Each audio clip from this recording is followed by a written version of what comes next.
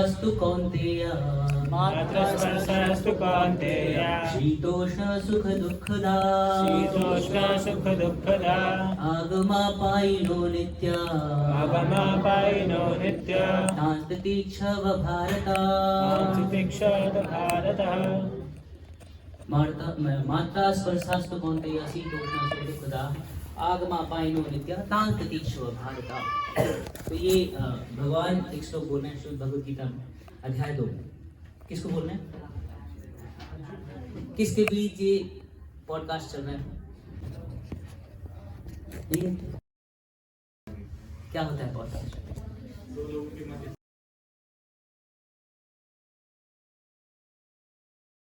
किसी बीच,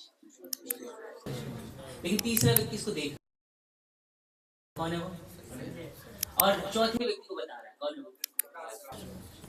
लेकिन इस भगवद गीता से लाभ किसी एक व्यक्ति को मिला।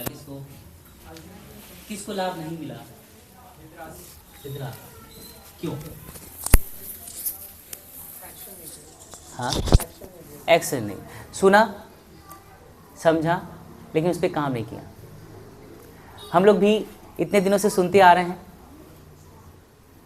अगर हम उस पर काम नहीं कर रहे हैं तो हम भी आगे चल के धृतराष्ट्र हो जाएंगे।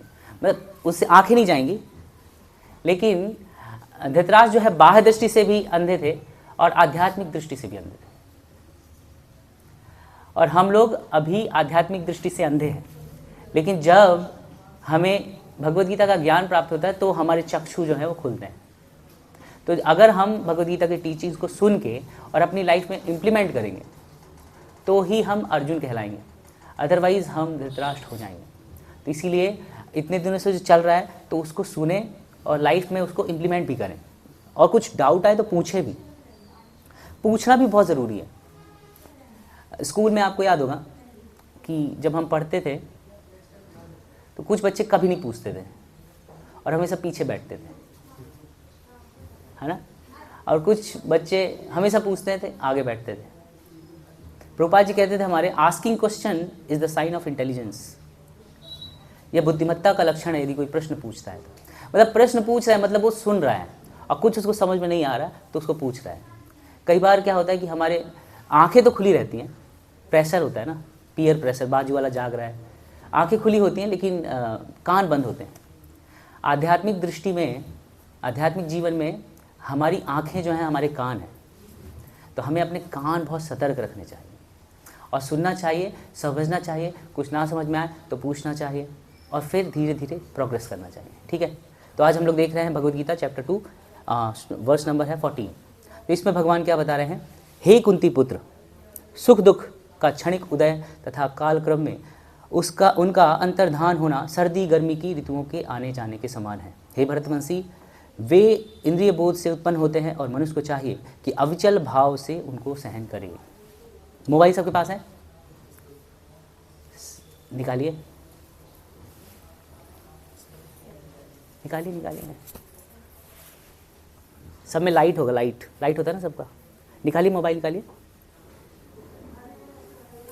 और इसमें एक ऑप्शन होता है, उसको बोलते हैं म्यूट कर दीजिए, है ना। म्यूट कई बार भूल जाते हैं, कई बार मैं भी भूल जाता हूँ कई बार, तो पहले से ही म्यूट करना बेटर है। ठीक है, तो भगवान इसमें क्या बता रहे हैं कि अर्जुन, ये जो बैठ जाइए। तो अर्जुन को बता रहे हैं कि अर्जुन, जो ये सुख दुख है ये सर्दी गर्मी की तरह है और इसको क्या करना है हमें? तितिक्ष्व का मतलब होता है टॉलरेट करना है। तो जो भी हमारे जीवन में सुख दुख आता है इसको टॉलरेट करना है, जैसे गर्मी और सर्दी को हम सहन करते हैं। हम लोग गर्मी को सहन करते हैं ना, गर्मी लग रही छोड़ के तो नहीं भागते ना, सहन करते हैं उसको। उसी तरह से ठंड को भी सहन कर रहे हैं। तो जिस तरह से हम सर्दी और गर्मी को सहन करते हैं उसी तरह से हमें क्या सहन करना है? सुख और दुख। क्योंकि जब हमारे जीवन में दुख आता है तो हम परेशान हो जाते हैं। तो भगवान कह रहे हैं कि सहन करना सीखो, है ना। तो ये इसको बोलते हैं art of acceptance and tolerance. तो आज हम देखेंगे कि ये टॉलरेंस, टॉलरेट करना क्या होता है, सहन शक्ति, सहन करना क्या होता है, इसके बारे में समझने का प्रयास करेंगे। तो 3 चीज़ें हैं, 3 लेवल है इसमें। पहला है कि पर्पस, दूसरा है टेम्पररी नेचर, और तीसरा है अप्रिशिएशन।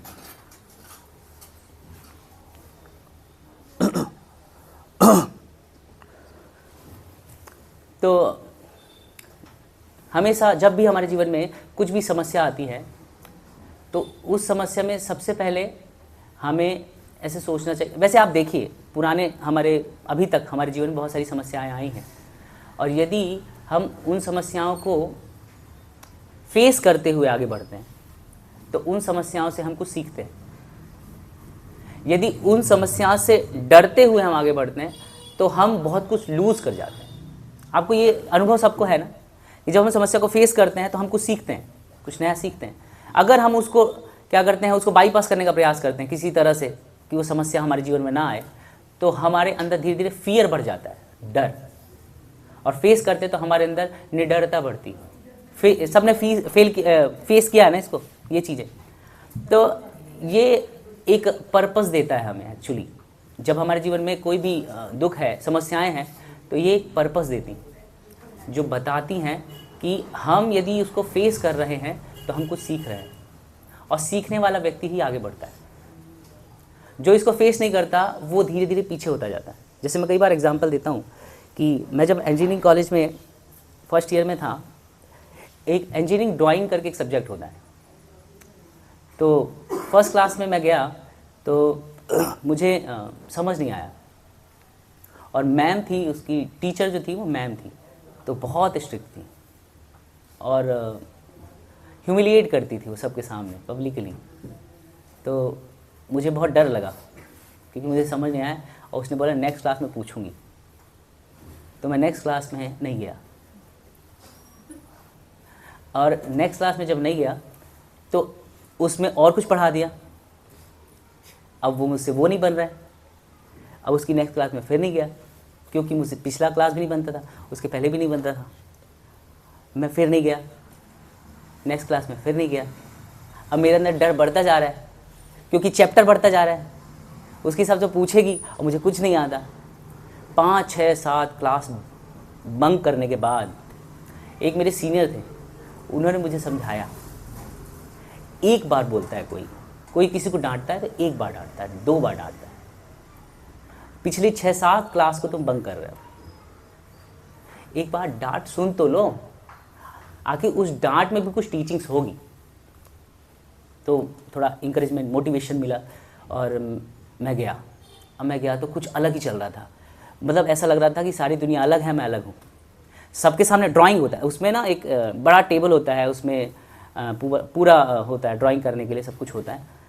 तो अब मैं सबको देख रहा हूँ, सब कुछ ना कुछ कर रहे हैं और मैं कुछ नहीं कर रहा, सीट के सामने खड़ा हूँ। मैम मेरे पास आई तो उसी मूड में रहती है वो, हमेशा डांटने के मूड में रहती है। क्या कर रहे हो ये? मैम 6 क्लास से नहीं आ रहा हूँ। खूब डांटा, और डांटने के बाद बोलती हैं अच्छा ठीक है चलो। पीछे वाले को बोला कि इसको बताओ कैसे करना है, क्या करना है। फिर उसने मुझे बताया, और फिर उसने बोला कि एक फ्री टाइम में आप मेरे पास आओ। तो फिर उस मैम ने मुझे बताया कि मैंने अभी तक क्या बताया, कैसे कि इसको घर में प्रैक्टिस करना। फिर मैं प्रैक्टिस करता गया और फिर धीरे धीरे मुझे आने लगा चीज़। तब मैं सोच रहा था कि अल्टीमेटली देखो, डांट तो पड़ी, एक ही बार पड़ी, उसके बाद से मैंने कभी बंक नहीं किया, हमेशा क्लास में जाता था। और मैम को पता थी कि ये इसको थोड़ा कम समझ में आता है तो इसको अच्छे से बताना है। तो मैम क्या ज़्यादा फोकस करने लगी मुझ पर। तो मेरा सब्जेक्ट वो अच्छा हो गया, उस पर कमांडिंग अच्छी हो गई। आगे चलते हुए वो सब्जेक्ट इतना अच्छा हो गया कि अब मैं दूसरों को बताने लग गया। तो फिर मैंने सोचा कि यदि मैं इनिशियल डेज से ही ऐसा करता तो शायद मैं और अच्छा कर पाता, उससे भी अच्छा कर पाता। और इसके कारण मैं जब गया नहीं, 6-7 क्लासेस गया नहीं, तो अलग अटेंडेंस शॉर्ट हो जाती है। तो अटेंडेंस भी शॉर्ट हो गई, उसके कारण कुछ पॉइंट्स भी कम हो जाते हैं ना एग्ज़ाम में, वो भी मुझे कम मिला। तो फिर मुझे समझ में आया कि यदि डे 1 में ही मैं एक बार हिम्मत करके मैं अटेंड कर लेता तो शायद मैं बेटर नंबर ला सकता। तो हमें लाइफ में कभी भी ऐसी सिचुएशन हमेशा आती है, ऐसा नहीं कि सिचुएशन नहीं आएगी, हमेशा ऐसी सिचुएशन आती है। तो हमें क्या करना है ना, एक बार फेस करना उसको, उसको, और ये जो डांटने वाला है, जो हमें डांट मिलेगी, जो समस्या आएगी, उसे टॉलरेट करना है। अगर हमने टॉलरेट किया तो हम लाइफ में आगे बढ़ते हैं। और उससे मुझे अब तक की इतनी बड़ी सीख मिली है कि मैं अभी कभी गड़बड़ नहीं करता। मुझे लगता है कि एक बार गड़बड़ की थी मैंने बीटेक में, उसके बाद मुझे काफ़ी टाइम हो गया है, वैसी गड़बड़ कभी नहीं करता मैं कि किसी की डांट सुनने के कारण मैं उसको फेस ही ना करूँ। अदरवाइज़ हम धीरे धीरे बहुत पीछे होते जाते हैं, हमें पता नहीं चलता है। तो हम जब भी हमारे लाइफ में प्रॉब्लम्स आती है, यदि हम उसको फेस करते हैं तो हम कुछ ना कुछ सीखते हैं उससे, ठीक है। तो पहला है पर्पस, हमें कुछ मिल रहा है। दूसरा क्या है कि टेम्परेरी इन नेचर। कोई भी प्रॉब्लम है, जैसे आपने देखा होगा समुद्र, किसने किसने देखा है टीवी पे, सबने देखा है ना, पता है। रियल लाइफ में थोड़ा मुश्किल है ना, हम दिल्ली में हैं। तो समुद्र में आपने देखा होगा जो वेव्स होती है ना, वेव्स कई बार बहुत बड़ी बड़ी हो जाती हैं, देखा आपने, लेकिन उसको कुछ समय के बाद ही वो खत्म हो जाती है। देखा है ना आपने। तो लाइफ में प्रॉब्लम भी ऐसी ही है। तूफान आता है तो कुछ समय के लिए आता है, भूकंप आता है कुछ समय के लिए आता है, हिला के सब जाता है, बराबर नुकसान करके जाता है, लेकिन कुछ समय के लिए होता है। हमारी लाइफ में भी प्रॉब्लम्स आती हैं, वो कुछ समय के लिए होती है, और हम वो कुछ समय में ही परेशान हो जाते हैं, और परेशान होके कुछ गलत कर बैठते हैं। जैसे मैं जब कोटा में था, जब पढ़ाई कर रहा था, तो वहाँ पे बच्चों को मैंने देखा, अब तो और बढ़ गया है, वो 11th क्लास में ही बच्चा आ जाता है, 11th क्लास से ही प्रिपरेशन चालू कर देता है, 10th क्लास से चालू कर देता है आईआईटी की, और फिर इतना प्रेशर होता है, हैंडल नहीं कर पाता। और प्रेशर कैसा होता है पता है, ऐसा नहीं कि एग्जाम में पास नहीं हुआ, वो टॉप नहीं कर पा रहा है, उसका भी प्रेशर होता है। एक बार मैंने एक बच्चे को जानता हूँ मैं, वो आईआईटी की प्रिपरेशन कर रहे थे, अब आईआईटी में उसका नहीं हुआ, उसका एनआईटी में हो गया, सुसाइड कर लिया उसने। मतलब ये कोई बहुत बड़ी बात नहीं है, कोई बहुत बड़ी बात नहीं है। अगर आपको बहुत लगता है तो एक बार फिर से एग्जाम दे देना अगले साल।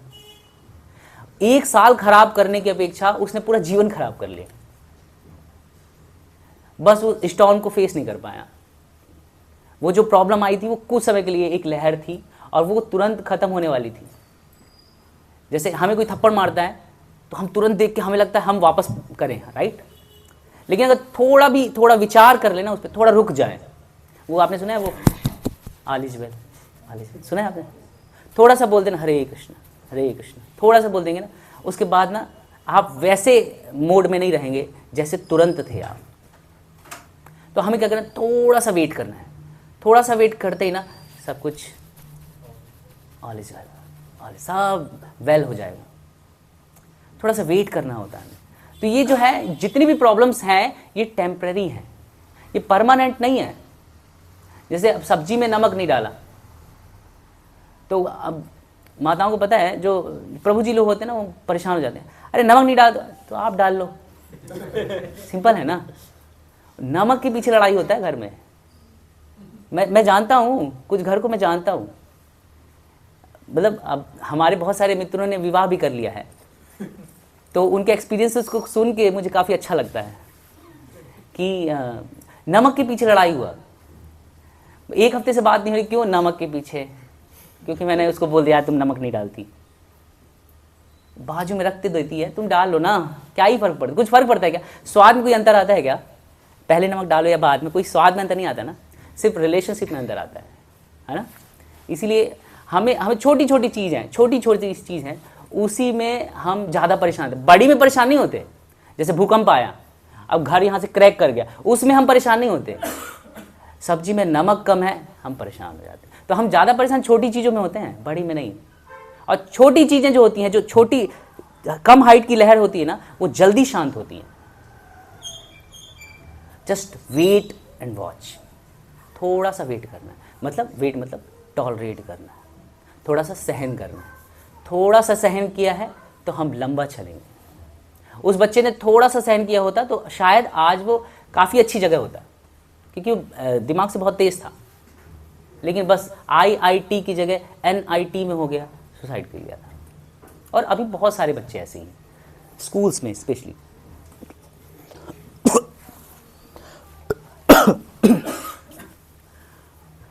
फिर थर्ड पॉइंट है एप्रिसिएशन।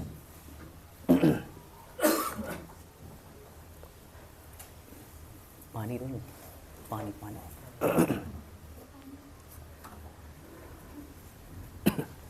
थर्ड पॉइंट है एप्रिसिएशन। एप्रिसिएशन का मतलब है कि जैसे यदि हम सिर्फ मीठा मीठा खाते जाएंगे तो हमें मीठे का स्वाद पता नहीं चलेगा। हमने लाइफ में सिर्फ अच्छा अच्छा देखा है तो हमें उस अच्छे का वैल्यू नहीं होगा। जैसे मान लीजिए आपको बहुत मिर्ची लगी है या आपने बहुत खट्टा खाया है, तब आपको उस मीठे का एहसास होगा, है ना, वो मीठा अच्छा लगे, राइट। अगर आपकी जीभ में बहुत जल रहा है, आपने मिर्ची खा ली, जीभ में बहुत जलन हो रही है, तब आपको मीठे का वैल्यू पता चलेगा, यस और नो। उसी तरह से हमने अपनी लाइफ में बहुत कुछ अच्छा अच्छा प्राप्त किया है, हमें बहुत कुछ अच्छा मिला है, लेकिन हम उसका वैल्यू नहीं कर पाते हैं। लेकिन तब वैल्यू उसका होता है जब हमारे जीवन में समस्या आती है। जैसे हम ऐसा सोचते हैं ना, यार 3 दिन से बहुत अच्छा चल रहा था और ये इसके कारण गड़बड़ हो गया, ऐसा बोलते हैं ना। तो जब हमारे पास कुछ बुरी चीज़ होती है तो अच्छी चीज़ का वैल्यू पता चलता है, नहीं तो हम सब रोते ही रहते हैं, हमारे पास ये नहीं है, वो नहीं है, इसको ये हो गया, उसको वो हो गया, हमें नहीं मिल रहा है। लेकिन हमें जो मिला है उसका हमें वैल्यू करना चाहिए, अप्रिशिएट करना चाहिए जो हमारे पास है। तो भगवान ये बता रहे हैं इस भगवद गीता में कि हे अर्जुन, तुम क्या करो, जिस प्रकार से सर्दी और गर्मी को सहन करते हो, जिस प्रकार से सर्दी और गर्मी को सहन करते हो, उसी प्रकार से तुम सुख दुख को भी सहन करो। जो दुख आ रहा है जीवन में उसको सहन करना सीखो। एग्जाम्पल देते हैं प्रभुपाद जी कि जैसे एक ब्राह्मण है, अगर वो एक्चुअल ब्राह्मण है तो सुबह उठने से घबराता नहीं है, चाहे गर्मी हो चाहे सर्दी। सुबह उठने से घबराता नहीं है, स्नान करने से घबराता नहीं है। जैसे अभी कई लोग तो स्नान ही नहीं किए होंगे, मैं अगर बोल दूं हाथ उठाने को तो सारे उठ जाए, ऑलमोस्ट सारे उठ जाएंगे। और कुछ लोग तो इसमें से ऐसे भी होंगे जो 2 दिन 3 दिन से नहीं नहाए होंगे, क्योंकि अभी अभी ठंड बढ़ गया ना। अभी आपको पता नहीं है, अभी जब आप सब लोग प्रसाद पाके निकलते तो मैं सबसे बात करते रहता हूँ, तो 3-4 दिन भी होता है बच्चों का कि नहीं नहाए। हाँ तो ठीक है, क्या फ़र्क पड़ता है। ऐसे ही बच्चे हैं, मिलते हैं बाहर, जैसे आप ही लोग में से निकलेगा अभी कोई, अभी शर्माएंगे, यदि वो हाथ उठाओ तो शर्माने लगेंगे, नहीं उठाएंगे। लेकिन है कई बच्चे, और ठंड तो बढ़ रही धीरे धीरे। अब तो ठंड आई है, आज ही पूछ लूंगा, आज तो ठंड थी सुबह, ये सुनो, सब नहाए हैं ना, ठीक है, यहाँ पे सब बोलेंगे।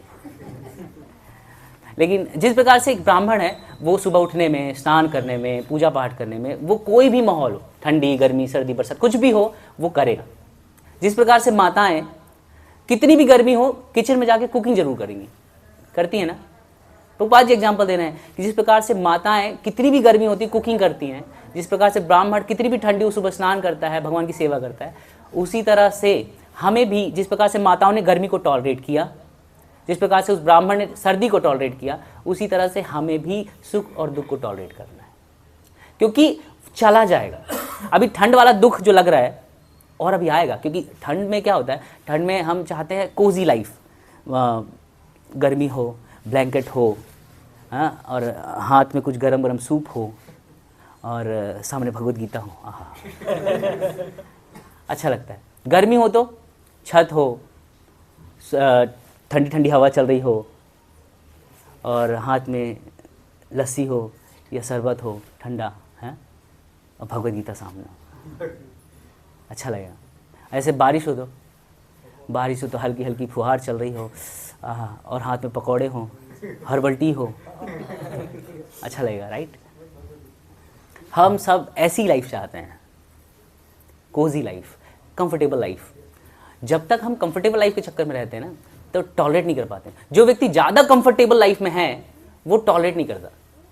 आपने देखा होगा, जो अच्छे घर, जो मतलब जिनको फैसिलिटी मिली हुई है पहले से ही, उसको यदि बोले कि बैठिए, कहाँ बैठे।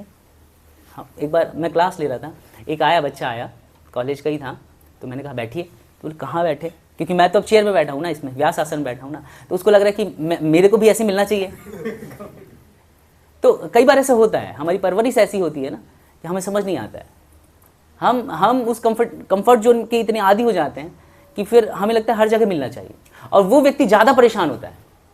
लेकिन जो कंफर्टेबल लाइफ जिया नहीं है ना ज़्यादा, तो वो ज़मीन में बैठा दो और दरी भी हटा दो फिर भी बैठ जाएगा, कोई प्रॉब्लम नहीं है उसको।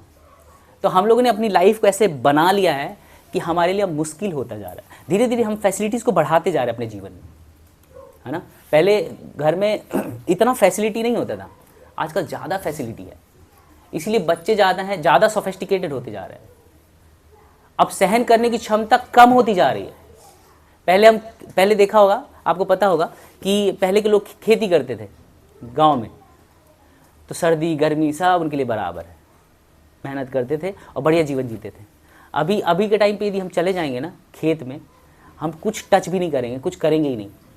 अभी के बच्चे ऐसे खड़े हो जाते हैं, कुछ छूना भी नहीं चाहते, टच नहीं करना चाहते, क्योंकि अभी हमारा लाइफ जो है बहुत कंफर्ट जोन में आता जा रहा है। और हम क्या कर रहे हैं, दिनों दिन अपने कंफर्ट को और बढ़ाते जा रहे हैं ताकि हमें कुछ ना करना पड़े। अभी तो धीरे धीरे रोबोट अब ऐसे भी आने लगे हैं कि वो खाना भी बनाने लगे हैं। माता जी लोग से अच्छा खाना बनाते हैं वो, मतलब रोबोट अब सब करेगा। पोछा लगाने वाला देखा आपने रोबोट, ऐसे बटन चालू कर देंगे ना तो एक छोटा सा, इतना छोटा सा घूमता रहता है और सारी सफाई कर देता है, पोछा ओछा लगा देता है। तो और एक डिश वॉशर आया जो बर्तन भी धो देता है, वॉशिंग मशीन कपड़े धो देती है। एक आया है कि हमारे शरीर को भी धो देगा वो। आपको अंदर जाना है, आपको नहला धुला के भेजेगा बाहर। धीरे धीरे सारी फैसिलिटीज आती जा रही है जो हमें क्या कर रही हैं, हमें हर क्षण वो खुश करती जा रही है। और हमें अब लग रहा है कि हमारी लाइफस्टाइल ऐसे बन गई कि अब अगर हमें थोड़ी सी खुशी नहीं मिली तो प्रॉब्लम आएगी। और यही हो रहा है। किसी बच्चे के 85-90% मार्क्स आते जा रहे हैं, यदि उसके 80 आ गए ना तो परेशान हो जाएगा। और हमारे 80 आ जाए तो हम खुश हो जाते हैं। नहीं, लास्ट टाइम मैंने बताया था ना कि एग्जाम में यदि किसी के 70% मार्क्स हैं तो उसको अच्छा नहीं लगेगा, लेकिन बोलो 70 में टॉप किया तुमने, उसको अच्छा लगेगा। ऐसे बच्चे होते हैं ना। हम सबके साथ यही है, हम सबके साथ। ऐसा नहीं कि कोई है किसी के लिए बोल रहे हैं प्रभु जी, ना, अपने लिए बोल रहे हैं, हम सब के लिए है, सबके साथ समस्या। तो हम लोग जैसे फैसिलिटी बढ़ाते जा रहे हैं वैसे वैसे क्या हो रहा है कि हम सहन करना, टॉलरेट करना भूलते जा रहे हैं। और इसी के कारण जैसे थोड़ी सी दिक्कत होती है हम फट पड़ते हैं, हम सहन नहीं कर पाते हैं। तो भगवान यहाँ कह रहे हैं कि हे अर्जुन, सहन करो। मात्रा स्पर्शास्तु कौन्तेय शीतोष्ण सुख दुखदा आगमा पाइनो नित्या। आगमा अपाइनो अनित्या, ये अनित्यवत बहुत इंपॉर्टेंट वर्ड है। आगमा आने वाला, अपाइनो जाने वाला, अनित्या टेम्परेरी है। कोई भी समस्या टेम्परेरी है, परमानेंट नहीं है। समस्या टेम्परेरी है। तो जब टेम्परेरी है तो परेशान क्यों होना, वो समस्या आई है और चली जाएगी। तो इसको अर्जुन क्या करो तुम, सहन। ठीक है। फिर आगे अर्जुन पूछेंगे भगवान से कि ठीक है, सहन करना है तो कितना सहन करना है। हम सबके माइंड में आता है ना कि क्या सहन करें और कितना सहन करें। क्या अन्याय हो रहा है उसको भी सहन करें। अर्जुन ने पूछा इनजस्टिस को भी सहन करना है क्या। तो भगवान कहते नहीं, इनजस्टिस को सहन नहीं करना है, अन्याय सहन नहीं करना है। कई बार भक्त लोग का क्वेश्चन भी होता है, तो जी आप बोले टॉलरेट टॉलरेट टॉलरेट, तो क्या हमारे साथ कुछ गलत हो रहा है, हमें टॉलरेट करना चाहिए। तो इनजस्टिस यदि हो रहा है तो उसको सहन नहीं करते हैं। उसको क्या करते हैं, अपने अनुसार, अपनी कैपेसिटी के अनुसार उस पर एक्शन लेते हैं। जैसे कोई बहुत बड़ा हट्टा कट्टा आदमी एक दुबली पतले व्यक्ति को जोरदार थप्पड़ मारे तो क्या करेगा, क्या करेगा, हैं, सहन करेगा, भाग जाएगा कि दूसरा ना पड़े। नहीं, वो रिटेलिएट नहीं करने लगेगा कि मैं भी मारूंगा, पॉसिबल ही नहीं है। तो अपनी क्षमता के हिसाब से उसको हम रिटेलिएट कर सकते हैं, उस पर एक्शन कर लेते हैं, एक्शन कर सकते हैं, राइट। तो अब अर्जुन क्या है, अर्जुन, अब भगवान दो बातें कह रहे हैं। पहला कर रहे हैं कि टॉलरेट करो, और दूसरा अर्जुन से कह रहे हैं युद्ध करो। दोनों बातें कह रहे हैं ना। भगवान अर्जुन को बोल रहे हैं तांस तीक्षो भारता, हे भारत वंशी तुम सहन करो। और दूसरा बोल रहे हैं अर्जुन तुम उत्तिष्ठ त्यक्त उत्तिष्ठ कौन्तेय, बोल रहे हैं ना उठो युद्ध करो। अर्जुन को बोल रहे युद्ध करो। अब दोनों में कंफ्यूज है अर्जुन कि भाई आप चाहते क्या हो, आप कहना क्या चाहते हो। अर्जुन पूछा है आप क्या कहना चाहते, आप बताओ तो मुझे क्लियर तो करो। तो भगवान बता रहे हैं कि तुम्हें, तुम्हारी ड्यूटी है कि तुम्हें युद्ध करना चाहिए, क्योंकि तुम क्षत्रिय हो। एक क्षत्रिय का स्वभाव होता है, क्षत्रिय का धर्म होता है युद्ध करना। और किस लिए युद्ध करना, अधर्म के विरुद्ध युद्ध करना। अभी तुम्हारे साथ अधर्म हो रहा है और तुम क्षत्रिय हो, तुम्हारा अब ड्यूटी बनता है कि इस अधर्म को तुम्हें नष्ट करना है, इसलिए तुम्हें युद्ध करना है। तो अर्जुन बोले कि टॉलरेट कर लेता हूँ, कोई बात नहीं, अपने ही तो हैं सब, क्यों मारना, सब अपने हैं। अर्जुन बोलते हैं, भगवान बोलते हैं नहीं, ये अगर तुम सोच रहे हो कि तुम मारोगे, ऑलरेडी मारे जा चुके हैं, इन सबको मैंने मार दिया है। और फिर भगवान एक श्लोक बोलते हैं भगवद गीता में 2.27 है, उसमें बोलते हैं भगवान कहते हैं कि जातस्य ही ध्रुवो मृत्यु, जातस्य ही ध्रुवो मृत्यु, मृत्यु जन्म, क्या होता है श्लोक, बहुत अच्छा श्लोक है, जातस्य ही ध्रुवो मृत्यु ध्रुवम जन्म मृतस्य च तस्मात् परिहार्थे न त्वं सोचति मरहसि। अब भगवान इसमें बता रहे हैं कि जिसका जन्म हुआ है उसको मरना निश्चित है। इसीलिए जो तुम सोच रहे हो, तो पितामह हैं, तुम्हारे द्रोण हैं, तुम्हारे सब अपने रिश्तेदार हैं, तो इन सब का जन्म हुआ है और इनका शरीर भी अब बूढ़ा हो चुका है, बेटर है अब इनको नया शरीर प्रदान करो, क्योंकि आत्मा तो मरती नहीं है। देहिनो अस्मिन यथा देहे कौमारम यौवनम जरा तथा देहांतर प्राप्त धीरत तन्न मुह्यति। तो ये देह का अंतर हो रहा है, जैसे हमारा भी देह का अंतर होता है। पहले हम इतने से थे, आपको पता है हम सब इतने से थे पहले, अभी यकीन नहीं होता, फिर कुछ इतना बड़ा हुआ हम, फिर इतने बड़े, फिर इतने और आज इतने बड़े हैं हम, है ना। तो हमारा शरीर चेंज हो रहा है, या सुनो, लेकिन हमें पता नहीं चल रहा है। हम आज तक नहीं सोच पाए कि हमारा शरीर बदल रहा है, उसको हम बोल देते हैं ग्रोथ हो रही है। बोल रहे थे ना शरीर बदल रहा है, उसको ये ना बोल के शरीर बदल रहा है, हम बोलते ग्रोथ हो रही है बॉडी की। हमारा शरीर बदल रहा है। भगवान कह रहे हैं देहिनो अस्मिन यथा देहे कौमारम यौवनम जरा, पहले कुमार थे, फिर यौवन हो गए, अब बूढ़े हो जाएंगे। तो हमारा शरीर दिन ब दिन जो है बदलता है, हर दिन हमारा शरीर बदल रहा है, हमें पता नहीं चल रहा है।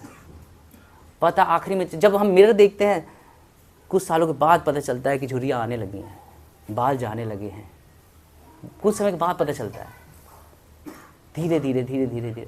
फिर भी हमें लगता है ठीक है, एक दिन बाल सफ़ेद हो जाते हैं, बाल बचते नहीं, आजकल तो बाल ही नहीं बचते।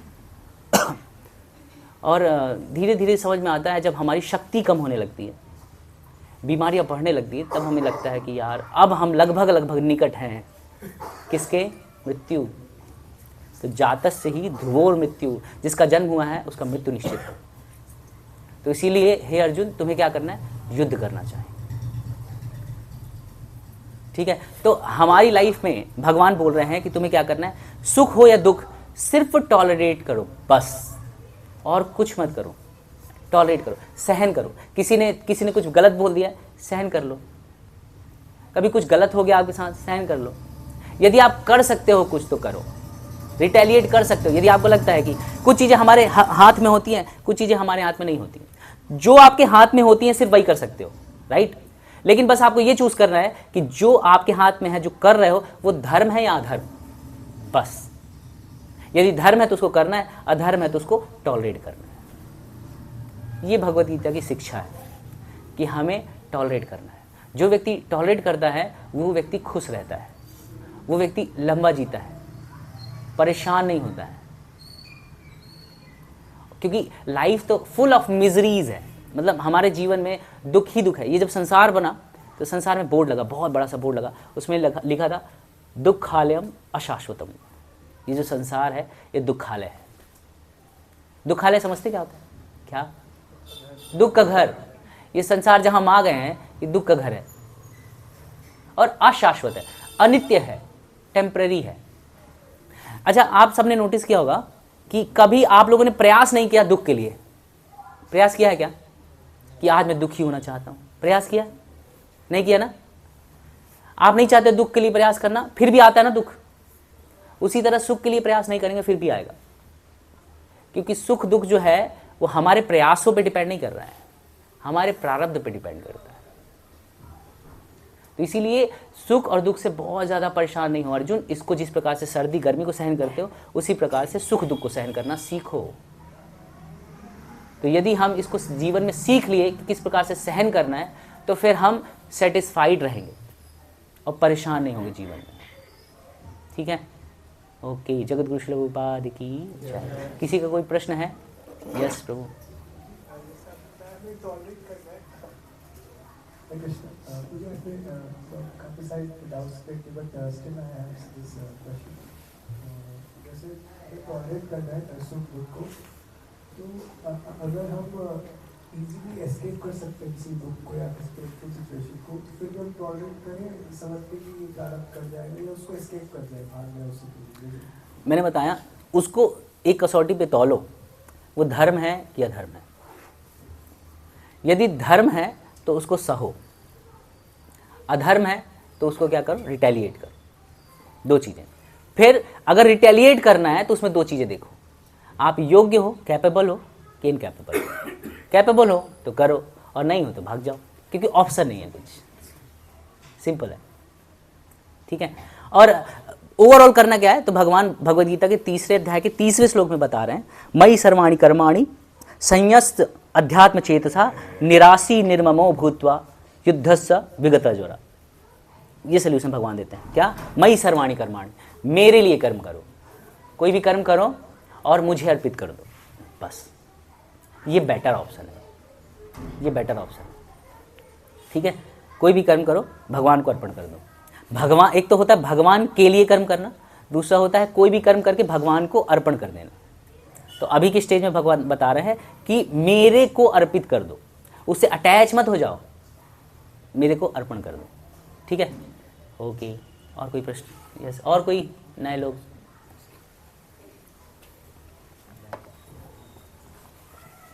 माला दे दो। ठीक है। हरे कृष्णा। यस। जैसे कोई आदमी मतलब भगवान का नाम नहीं लेता है, तो उसको भगवान का नाम लेने के लिए क्या करना पड़ेगा? भगवान का नाम लेता ही नहीं है वो, तो लेना पड़ेगा। तो क्या उपाय है इसके लिए? लेना ही नहीं, जैसे हरे कृष्ण हम बोलते हैं सुबह सुबह के टाइम में। यहाँ पे ले आइए, यहाँ पर तो ले लेगा, उससे सही ले तो लेगा, नाम ले लेगा। एक्चुअली क्या होता है कि अभी का टाइम ऐसा है कि जो भगवान का नाम नहीं लेता है वो उसको बहुत स्टड समझा जाता है, ये कुछ है, ये बंदा है। हाँ, एक्चुअली ये एक क्रेज बना दिया है, नास्तिकों का एक क्रेज बन गया है। मैं भगवान को नहीं मानता, वो तभी मानता है जब समस्या आती है। हाँ, कुत्ता भी पीछे पड़ जाएगा ना, तो फिर पहले भगवान को याद कर, बचा ले भगवान, करता है वो, बोलता नहीं है लेकिन करता है वो। हर नास्तिक व्यक्ति भी ना भगवान जानता है, समझता सब है, लेकिन दिखाता नहीं है, क्योंकि उसका क्रेज बन गया है नास्तिक वाला। वो एक होता है ना, एक बन जाता है कॉलेज में कि लड़के जो है वो मंदिर नहीं जाते हैं, ऐसा बन जाता है, क्रेज बन गया है कि लड़के मंदिर, सॉफ्ट हार्टेड लोग मंदिर जाते हैं। हम लोग तो स्ट्रॉन्ग हैं, कूल हैं, कूल नहीं नाम कूल होते हैं एक्चुअली, मंदिर नहीं जाते।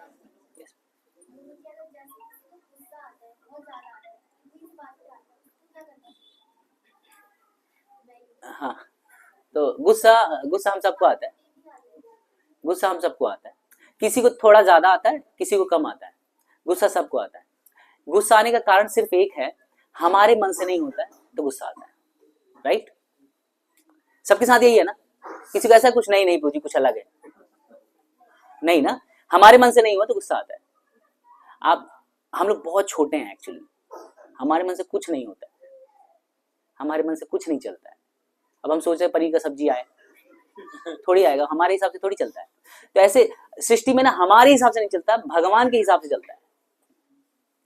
तो ये मान के कि हम कंट्रोलर नहीं है, हम कंट्रोल करने वाले नहीं है।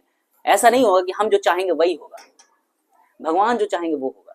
जब इस बात को हम समझ जाएंगे, भगवान को अपने जीवन में लाएंगे और समझेंगे कि यार भगवान की इच्छा से होना है सब, मैं क्यों गुस्सा कर रहा हूं, और गुस्सा करने से आज तक मुझे मिला ही क्या है, सिर्फ समस्या ही मिली है, रिलेशन ही खराब होता है गुस्सा, और कुछ नहीं होता। यदि पिता ज्यादा गुस्सा कर दे तो पुत्र से रिलेशन खराब है, पति ज्यादा गुस्सा कर दे तो पत्नी से रिलेशन खराब है, माँ यदि बहू से ज्यादा गुस्सा कर दे तो बहू से रिलेशन खराब है। तो रिलेशन खराब ही होना है गुस्से में। तो हमें गुस्सा इसलिए भी थोड़ा ज्ञान में रहेंगे ना, और समझेंगे कि गुस्सा करने से हमारा नुकसान ज्यादा है, और गुस्सा करने से ऐसा नहीं कि मेरे अकॉर्डिंग होने लगेगा। कुछ समय ऐसा हो सकता है, जैसे बच्चे, मैं गुस्सा करूंगी, देखो प्रभु जी बच्चा मेरे हिसाब से करने लगा, कुछ समय करेगा जब तक वो बड़ा नहीं हो रहा है, फिर नहीं करेगा, और फिर आपका रिलेशन ज्यादा खराब हो जाएगा जैसे बड़ा हो जाएगा। तो प्रयास करना चाहिए। और जैसे हम भक्तों की संगति करते हैं, जैसे हम सत्संग करते हैं, वैसे वैसे हमारा गुस्सा कंट्रोल होने लगता है। तो हमें प्रयास करना चाहिए ज्यादा से ज्यादा भक्तों का संग करने का। यस, और कुछ?